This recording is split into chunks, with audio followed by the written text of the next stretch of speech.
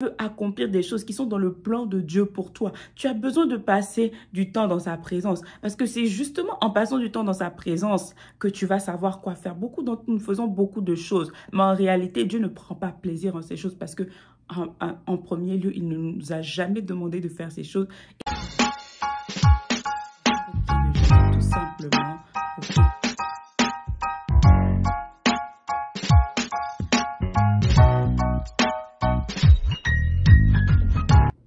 Bonjour la famille, comment est-ce que vous allez? J'espère que vous allez bien par la grâce de Dieu.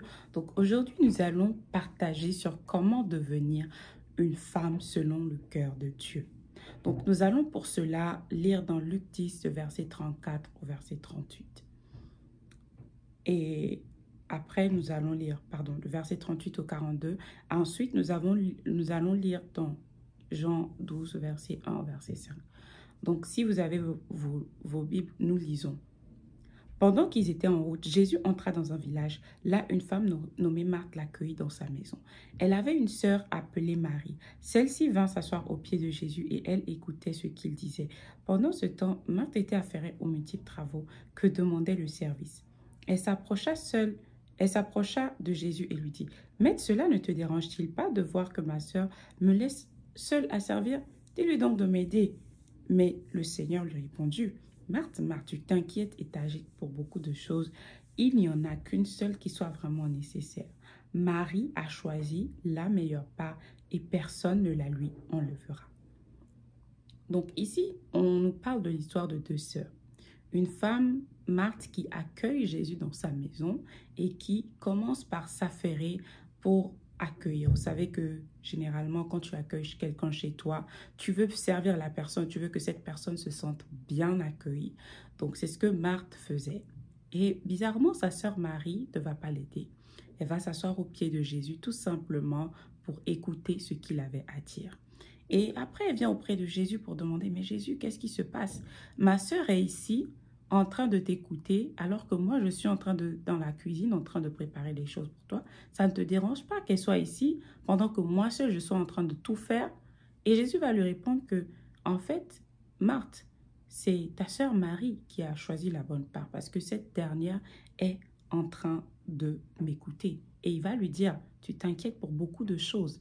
En gros, les choses pour lesquelles elle est en train de s'inquiéter ne sont pas en fait nécessaires. Elle dit, il n'y en a qu'une seule qui est nécessaire. Et là, il parlait de l'écouter. Parce que justement, Marie était assise en train de l'écouter pendant que sa sœur était en train de s'affairer à gauche, à droite. Vous pouvez imaginer ce qu'elle faisait dans la cuisine. Certainement peut-être préparer un dîner, préparer tout pour que Jésus soit mis à l'aise. Et justement, la plupart du temps dans nos vies, c'est ce que nous devenons en fait. Nous devenons des Marthes. Nous voulons faire beaucoup de choses pour Dieu. Nous voulons accomplir de grandes choses pour Dieu, mais nous finissons par oublier que la première des choses que Dieu attend de nous, c'est justement notre cœur, notre intimité. Combien de temps est-ce que tu passes dans la présence de Dieu? Est-ce que tu mets d'abord les choses, le service pour Dieu avant Dieu lui-même? Si tu le fais, c'est que tu es en train de t'inquiéter pour beaucoup de choses qui ne sont pas nécessaires.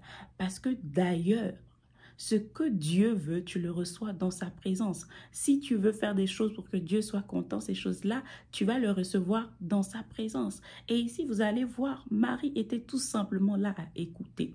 Et si tu m'écoutes, je suis convaincue que Dieu veut que tu investisses dans sa relation avec lui. Il veut que tu donnes la première place.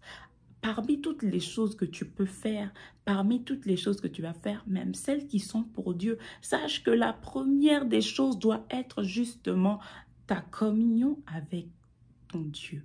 Parce que si tu veux que ton cœur soit en accord avec le sien, si tu veux devenir une femme qui marche au son des vibrations du cœur de Dieu, tu dois être une femme qui est connectée à lui.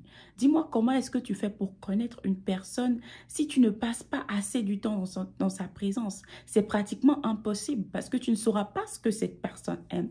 Et c'est justement ce que la deuxième histoire va nous dire. Dans Jean 12, verset 1, on nous dit, 6 jours avant la Pâque, Jésus se rendit à Béthanie où habitait Lazare, qu'il avait ressuscité. On prépara là un festin en son honneur. Marthe s'occupait du service et Lazare avait pris place à table avec Jésus. Marie prit alors un demi-litre de nard pur, un parfum très cher. Elle le répandit sur les pieds de Jésus et les essuya avec ses cheveux. Toute la maison fut remplie de l'odeur de ce parfum. Judas Iscariote, l'un des disciples de Jésus, celui qui allait le trahir, dit, « Pourquoi n'a-t-on pas vendu ce parfum? On en aurait tiré au moins 300 pièces d'argent qu'on aurait pu donner aux pauvres. » Donc, justement, comme dans la première histoire, ici, Marthe est toujours occupée aux affaires de la cuisine. Pendant ce temps, ce jour-là, Marie va poser une action. Et une action que Jésus va louer. Elle va acheter un parfum très cher qu'elle va venir casser et répandre aux pieds de Jésus. Donc, c'était quelque chose de très bizarre. La preuve, c'est que Judas a réagi, dit, mais ce parfum-là, on aurait quand même pu, vous pouvez imaginer, vous êtes au milieu d'une réception, vous recevez quelqu'un de très important, parce qu'en ce temps-là, Jésus était quand même quelqu'un de très important, parce qu'il était connu, il faisait des miracles, il accomplissait des choses extraordinaires, et sa renommée était répandue. Et alors, Marthe, au milieu de tout le monde, elle arrive avec un parfum, elle le casse, elle le nettoie avec ses cheveux. Certainement pour les personnes qui étaient à la réception, ça devait être embarrassant, une situation assez embarrassante. On va se penser, mais qu'est-ce qu'elle est en train de faire en fait? Nous sommes là dans une réception et elle vient casser du parfum sur les pieds. Mais en fait, qu'est-ce qu'elle fait? Qu'est-ce qu'elle fait? En plus, c'était du parfum très cher. Elle aurait pu peut-être le prendre. Certaines personnes peut-être même pensaient qu'elle était folle parce que c'était un parfum qui coûtait très cher. Et qui nettoie en fait ses cheveux en fait nettoie les pieds des autres avec ses cheveux. Voyez? Donc c'était vraiment une action hors du commun. Mais c'est cette action-là qu'elle va poser. Et c'est cette action-là que Jésus va louer. Donc justement, nous parlions de l'intimité, j'avais parlé de l'intimité. Si tu veux accomplir des choses qui vont plaire à Dieu, si tu veux accomplir des choses qui sont dans le plan de Dieu pour toi, tu as besoin de passer du temps dans sa présence. Parce que c'est justement en passant du temps dans sa présence que tu vas savoir quoi faire. Beaucoup d'entre nous faisons beaucoup de choses, mais en réalité, Dieu ne prend pas plaisir en ces choses parce que en premier lieu, il ne nous a jamais demandé de faire ces choses et ce sont des choses qui sont bien. Ce sont des choses qui sont bien, mais ce n'est pas ce que Dieu veut. Et laisse-moi te dire que ce qui fait plaisir à Dieu, c'est sa volonté. Ce n'est pas les choses qui sont bien. Tu peux faire beaucoup de choses. Tu vas penser que c'est super. Et c'est super. Qui n'aime pas recevoir? Là, vous voyez, elle était toujours en train de recevoir Marthe, comme d'habitude, en train de s'affairer aux choses de la cuisine.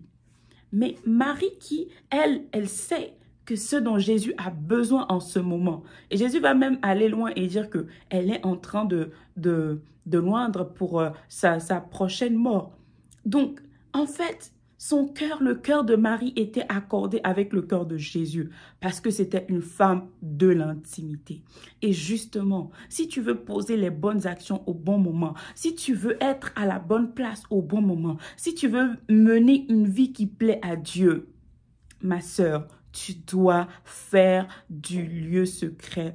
Tu dois faire de l'intimité avec Dieu, ta priorité. C'est ce que Dieu attend de toi. Dieu ne te demande pas quelque chose d'extraordinaire, quelque chose que tu n'as jamais fait. Dieu ne te demande pas de faire ce que tout le monde fait en fait. Parce que ce que Marie a fait là, c'était quelque chose de très bizarre en fait. C'était quelque chose de très bizarre. C'était quelque chose de très bizarre. Mais elle n'aurait jamais su, elle n'aurait jamais pu faire cela si ce n'était pas une intime de Jésus. Peut-être ce que Dieu attend de toi, c'est quelque chose qui n'est pas forcément commun. C'est pas quelque chose qui se fait. C'est pas quelque chose que tout le monde fait. C'est quelque chose de très spécifique. Mais si tu veux pouvoir savoir cela, tu vas devoir donner ton cœur à la présence de Dieu, donner ton cœur à rechercher Dieu, justement dans l'intimité. Et vous allez voir aussi que dans l'histoire, Jésus va reconnaître, 2 fois de suite, Jésus va reconnaître ce que Marie a fait. La première des choses, quand elle était dans son intimité, il l'a loué, il a dit, mais ta sœur a choisi la bonne part. Et après, il va encore louer Marie. Pourquoi? Pour ce qu'elle a fait en brisant le parfum, en nettoyant avec ses cheveux. Pourquoi? Dieu reconnaît seulement ce qu'il a demandé de faire. Et si tu veux recevoir la reconnaissance de la part de Dieu, il faudra que tu sois aligné parfaitement avec sa volonté parfaite. Si je te demande aujourd'hui, qu'est-ce que Dieu veut que tu fasses dans cette saison? Il y a peut-être des choses que Dieu attend que tu fasses. Est-ce que tu peux me répondre clairement? Est-ce que tu peux me dire en étant sûr que, ok, ça là, je suis sûr. Est-ce que tu peux vraiment le faire? Parce que ces choses-là, ce n'est pas des choses qu'on reçoit par des idées. Tout le monde a des idées. Même les personnes qui ne connaissent pas Dieu, ils ont plein d'idées. Mais ce qui va faire la différence, c'est justement ces idées-là que tu reçois de la présence de Dieu. C'est justement ces choses-là que tu reçois de la présence de Dieu. Donc, j'aimerais te dire, ma sœur, arrête. Peut-être tu es en train de courir à gauche et à droite. Tu as plein de projets, tu as plein d'idées. C'est super. Mais est-ce que c'est ce que vraiment Dieu attend de toi? Est-ce que c'est vraiment... Et ce qui fait la différence d'un enfant de Dieu, c'est qu'un enfant de Dieu est celui qui... Un fils de Dieu, une fille de Dieu, c'est celui qui marche dans la volonté parfaite de Dieu. C'est celui qui marche parce que Dieu a dit, va là-bas. Celui qui fait parce que Dieu a dit, va là-bas. Et c'est justement quand vous prenez même l'histoire de David, c'est ce que Dieu... David était quelqu'un comme ça. Quand il devait monter, quand il devait aller faire la guerre, il demandait, Dieu, est-ce que je monte ou est-ce que je ne monte pas? Et il attendait que Dieu lui dise monte avant de monter. Et c'est ce qui a fait Dieu l'a appelé l'homme selon le cœur. Parce que c'était un homme qui ne bougeait pas sans Dieu. C'est-à-dire si Dieu n'a pas dit, il ne bouge pas. C'était un homme qui était intime. Quand vous lisez les psaumes, vous voyez vraiment sa communion. C'était un amoureux de Dieu, quelqu'un qui passait du temps dans sa présence. C'était quelqu'un qui passait du temps dans sa présence. Et vous allez voir partout dans les psaumes que vous allez lire, David parle toujours de la présence de Dieu, qui soupire après cette présence. Est-ce que tu soupires après la présence de Dieu? Si tu veux être une femme selon le cœur de Dieu, il y a une chose que tu dois faire avant toute chose, c'est de passer du temps dans l'intimité avec Dieu, le rechercher dans sa parole, le rechercher dans l'adoration, le rechercher dans la prière. Et tu vas voir que ces choses-là vont te permettre, tu vas être aligné, Dieu va te diriger, Dieu va te donner des directions, tu vas faire des choses extraordinaires, tu seras même étonné, tout simplement parce que tu auras été une femme qui s'attend à Dieu dans la place de la prière, dans l'intimité. Donc c'est vraiment quelque chose que je vais t'inviter à faire. Ne sois pas une Marthe, sois une Marie. Et si aujourd'hui peut-être tu as beaucoup de choses que tu es en train de faire, tu doutes, tu dis, est-ce que vraiment Dieu m'attend là-bas? Prends un temps et parle à Dieu. Prends un temps et demande à Dieu dans l'intimité, Seigneur, je fais beaucoup de choses, mais vraiment, est-ce que je suis à la bonne place? Est-ce que je suis au bon endroit? Est-ce que je suis en train de faire des choses que tu m'attends? Oui. Beaucoup d'entre nous, beaucoup d'entre vous qui me suivez aujourd'hui, il y a certaines choses que vous devez abandonner. Il y a certaines choses que vous... Parce que Dieu ne vous attend pas là-bas. Vous êtes en train de perdre votre temps. Vous êtes en train de perdre votre temps. Ce n'est pas quelque chose que Dieu attend que vous faites. Mais vous donnez tellement d'efforts. Et vous avez l'impression que vous n'avancez pas. Vous avez l'impression qu'il y a quelque chose qui manque. C'est un signe que ce n'est pas forcément quelque chose que Dieu vous attend. Pour ça, revenez. Je ne peux pas te dire exactement, tu es en train de me suivre, mais je ne peux pas te dire exactement ce que tu dois faire.